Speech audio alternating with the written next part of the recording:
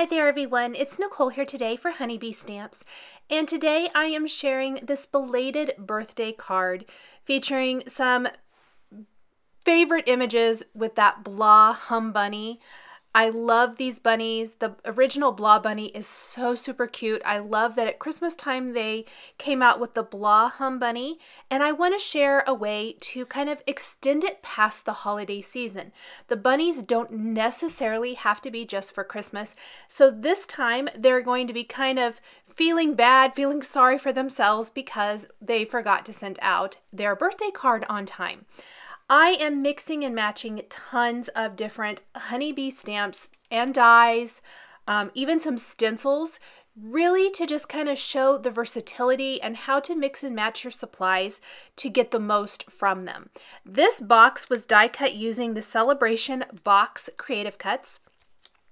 I die cut it from some craft cardstock, and then I am simply assembling it, inking it first rather, with some Gathered Twigs Distress ink, and then I'm going to assemble those flaps for a dimensional looking box.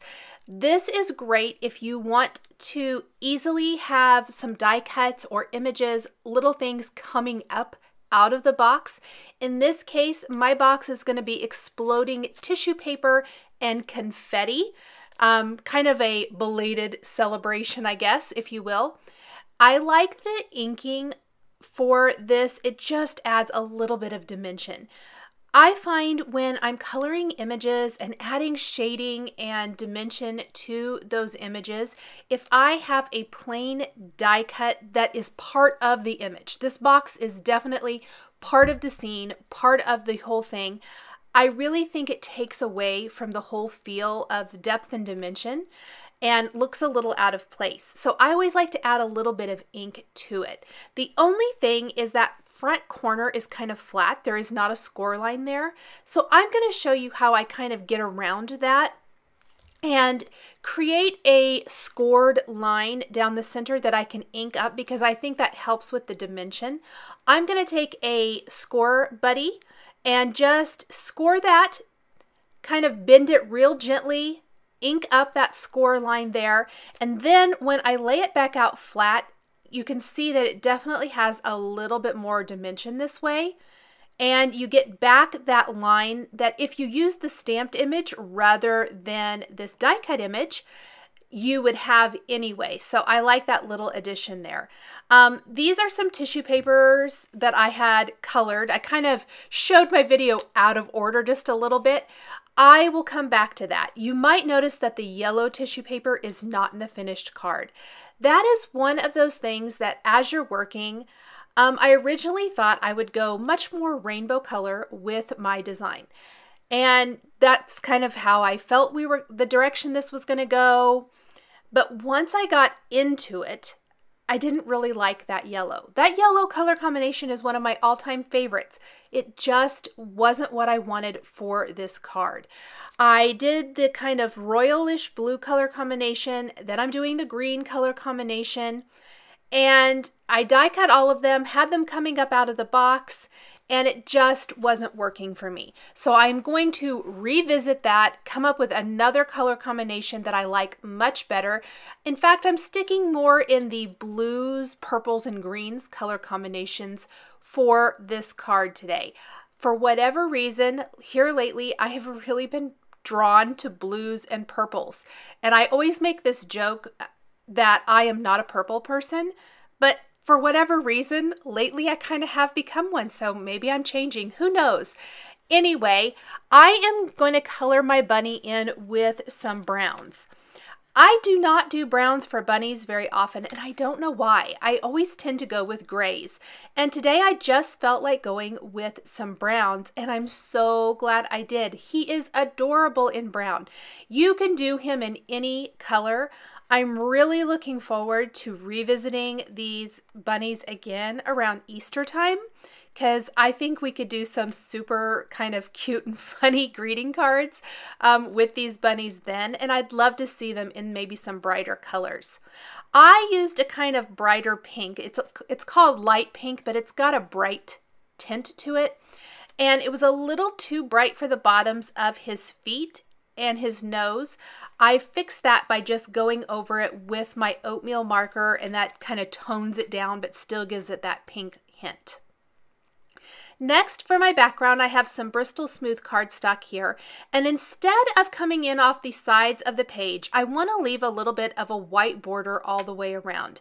This panel measures 4 inches by 5 1/4 inches, so it's slightly smaller than A2 sized, and I'm inking it up with Blueprint Sketch and Peacock Feathers Distress inks.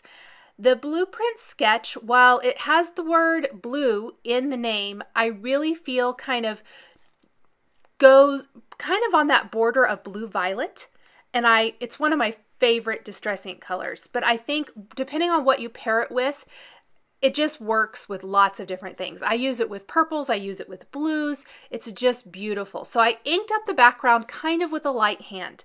Then I am taking the Honeybee Stamps Fall Showers stencils. Now they're called fall showers. There is definitely some little rain showers. There's some leaves, but one of the stencils is this awesome hearts stencil, which I think would be phenomenal for Valentine's and loved themed cards. So cute. I went ahead and inked up the same colors of ink through it, just using a heavier hand, so that I would have this awesome falling hearts background. Again, avoiding that outer edge, it just kind of automatically frames it up, softens the whole effect. I took a black marker and went over the eyes on my bunny to darken those up, and then I'm going to do a few additional things to the bunny's face to really make it pop. I think this bunny is so cute. It almost reminds me of the Velveteen Rabbit. I don't know why. I used to read that book to my kids all the time, and it just really reminds me of that. I think these bunnies are just adorable. The size of them is phenomenal. If you are not a fan of super teeny tiny little images, the size of all of these is just incredible, easy to color, and I really can't say enough great things about them. Next, we're going to take a greeting from the Blah Blah Blah greeting stamp set. This is one of my favorite stamp sets because it's one that maybe I think we all need, but you might not gravitate towards it right off the bat. I don't know if that makes sense or not, but it's more of those I'm sorry kind of cards, or things did not go as planned, or you've had a tough week, or whatever it might be, or someone's had a tough week. This is the kind of card or greeting that I would love to get. It kind of makes you chuckle, it makes you laugh, puts a smile on your face, and you definitely know that someone's thinking about you. I am going ahead and mixing up one of the greetings here, and I ended up having to mask parts of it off because I wanted it to be in 2 lines. As one line, which is how it comes, plus the little ... stamp, I really felt like it was too long. It didn't fit with the design and feel of my background and of my scene. When this happens, you can either cut your stamp apart and stamp the 2 parts of it, or however many parts there might be. Maybe you want to stack even more words one on top of another. You can cut them apart and stamp them that way. If you've watched my videos, you know I have done it and I will do it, but it's not my favorite thing to do. I don't know what it is, but I have a really hard time cutting my stamps apart. I know a lot of you don't, and that is great. If you do not care, go ahead and do that. If you do, it's pretty easy to mask them off with a little Post-it tape, any little piece of paper, whatever, and then just stamp those 2 sections separately. Now with a fine tip black pen, I added eyelashes to my bunny, made her a little female bunny, just kind of softened her up a little bit. I'm going to take some more greetings from the Blah Blah Blah stamp set, the hashtag and I forgot greetings, and I'm going to stamp those right on the side of my cardboard box. I thought it would be fun to kind of stamp it with like you've stamped the box with a label or something. And I stamped that with Versamark ink and am heat embossing with white embossing powder. We're going to go ahead and attach the box and the bunny to the bottom of the card before we work on the rest of the design. This was a card that, while I had a general idea of the direction I was going, I had to be flexible because I did change my mind a little bit as I worked. I added some kind of different things in, took some other things that I thought I would use out. That is perfectly fine. Now, I thought the bunny would lay a little bit nicer if I put foam adhesive underneath the left side of the bunny. That box is kind of bulky, and I thought if I tried to lay the bunny flat to the card, it would be kind of funny. And I'm really glad I used that foam adhesive. So I went shopping in my Honeybee Stamps collection, and I grabbed the original Blah Bunny stamp set. And what do you know? There's a party hat plus a deflated balloon in this stamp set, and I thought it was hilarious, number one, and thought it would be perfect for this card. I thought it almost like the bunny got tired of blowing up balloons, and that last balloon sitting there like, darn it, I forgot the birthday, you know, or maybe she's still blowing up balloons to celebrate, whatever it might be. Plus, I needed another piece of tissue paper. This little third piece of tissue paper here took 3 tries to get it right, but that's okay. I was really happy with the final try. This is the blue color and English lavender, which is one of my favorite color combinations, but this is, again, is a marker that I use the dark blue for the blue tissue paper as well, but it can go blue or purple depending on what you pair it with. We've also got a couple balloons, some balloon strings, and then we'll do some confetti with solid inks here in a little bit. And that's really going to round out all of the images for the card. It seems like a lot because all those little confetti pieces are teeny tiny and whatever, but they were super easy to stamp and die cut. And I think they add to the overall feel and design of the card. I decided to keep the party hat in the same colors that I'm using throughout, so blues, greens, and violets. I considered briefly changing that up, but I'm really kind of glad I stuck within this color combination. I think it's a lot more successful this way. Color in this last balloon. I am using a little post-it tape to run this through my die cutting machine multiple times. I did switch up my last little balloon that I colored, and I think I colored it off camera, but I just went with a little bit lighter blue. I used my light blue and then haze blue to finish off that last balloon, so it's still in the same color family, but just a tiny bit lighter. Tucking in that tissue paper all inside the box, then we're going to just glue the little deflated balloon down there near the bottom. For the balloon strings, they were stamped with black ink and die cut with a coordinating die, and I'm just kind of trying to position them so it appears that the bunny is kind of has its hand on top of the balloon strings holding them down in place, and they're floating up there above her head. One kind of in front and one behind her ears. Lots of layering here. It helps with the overall feeling and success of a scene card. If you have elements coming, you know, some in the front, some in the back, some great layering, you want it to appear to be as natural as possible, as natural as it would be to have a bunny sitting there blowing up balloons.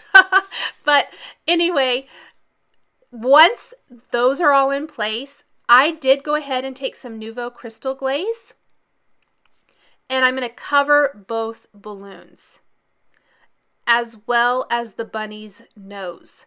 Now, if you worry at all about getting your hand in something like Nuvo Crystal Glaze or glossy accents, I would save this step to last. I went ahead and did it so I could set this aside and go ahead and stamp all the confetti, and this could be drying while I worked on some of the finishing elements of the card. However, I did end up adding everything while it was still wet, which is always a gamble because I have been known to get my hand in it and kind of mess it up, and it's a whole ordeal. So if you worry about that at all, I would definitely save that till the absolute last. We're ready now for all of the confetti pieces. I simply took my swatch book and grabbed some ink colors that coordinated with the Zig clean color markers I used to color in the other images. I'm using Simon Says Stamp inks in Key Lime, Malibu, High Dive, and Blue Violet. And once I have all of these pieces stamped, I am going to go ahead and die cut them with the coordinating dies. If you wanted to speed this up even more, before you maybe adhere the balloons and things to your background, you could stamp all of these little confetti pieces directly on your background and not do the die cutting. I considered it, but I thought the white outline might help them show up a little bit more since I did some stenciling for the background. I think if you didn't do the stenciling, you could definitely just stamp these directly on the background. Now these are all teeny tiny, so I don't think a glue runner is really going to work very well for any of these. Instead, I'm going to use the Ranger Multi-Matte Medium. This is probably my favorite liquid glue to use as far as gluing down little pieces like this, because if any glue comes out from underneath, it dries matte, not glossy, and I think it's a lot easier to not see. Once the confetti is all glued down in place, I'm going to take some Nuvo Crystal Drops in Apple Green, Caribbean Ocean, and Navy Blue, and just kind of finish off the confetti feel with all these little drops.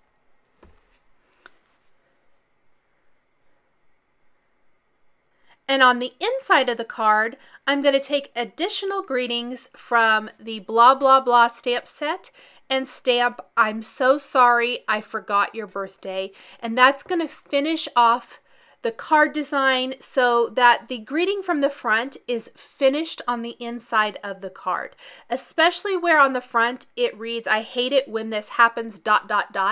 It really means you need to open up the inside of the card to reveal what the rest of the sentiment says.